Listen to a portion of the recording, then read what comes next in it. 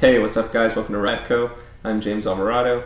Today is a review of Milk Teeth's Sad Sack EP. I'm a little late to the game here as this thing came out back in April on Hopeless and Bin Records. The band consists of Becky Blomfield on bass and vocals, Josh on guitar and vocals, and Chris on guitar. You know Chris, right? Everybody knows Chris. I'm sorry, for the life of me, I could not find the last names of any of these people as I was looking up the band. So let's just go on pretending on a first name basis with all of these people. Milk Teeth gets their name from a fellow UK band, Japanese Voyeurs, and their song, Milk Teeth. The band has a throwback sound that is just straight out of the 90s. They sound like one of the bands that'd be playing in the background during a party scene in one of those teen movies from back then.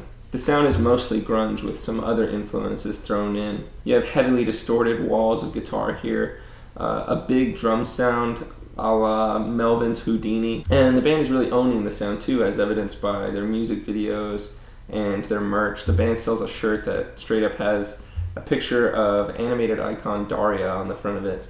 Anyway, the band's on a tear right now, touring with bands like Balancing Composure, Title V, playing shows with Nothing. They've garnered a pretty heavy amount of attention in a short lifespan as a band through their first release Smiling Pretty, and now here with Sad Sack. The EP starts off with the track Vitamins, which the band had previously released as a single. It's a high energy track with a great vocal performance and some lyrics that lend the music an emo tinge. The second track on this thing is Melon Blade. It's probably my favorite track here. It's got some modern hints to the sound here, reminiscent of fellow UK band Simmer's sound, and it has a bridge that sounds straight out of a Sonic Youth record. The song builds with both vocalists in unison and finally releases with a really nice groove. Same story with the track Linda. I really enjoyed this song. I really like the bass tone on the verses here, and you get a cool interplay between the vocalists. So then we get to the tracks Bagels and No Fun. Guitarist and vocalist Josh has a much larger presence on these tracks than he does on the others here. And he reminds me a lot of Page Hamilton of Helmet on these tracks. What do you know, that's another 90s reference. The difference here is that I can listen to In the Meantime from front to back and enjoy it. While here on these tracks, the vocals really start to just grate on my nerves, to be honest. I think the weakest point for this release to me is this guy's vocals.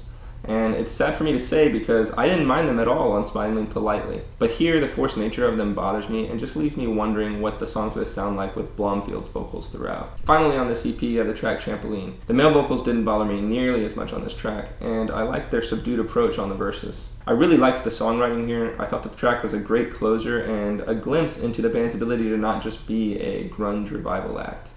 I really hope grunge revival doesn't become something we call this. Because of the nostalgia factor and growing up in the 90s and hearing this sound pretty much everywhere, my natural reaction is to just love this band and their sound, which I do to some extent. But I wonder if it's just fleeting nostalgia or if they're the real deal, which I think we'll only be able to tell when we get what I hope will be an eventual full-length release from them. I'm feeling a 3 on this record. I loved 4 of the 6 songs here, but the vocals on No Fun and Bagels leave a third of this thing skippable to me.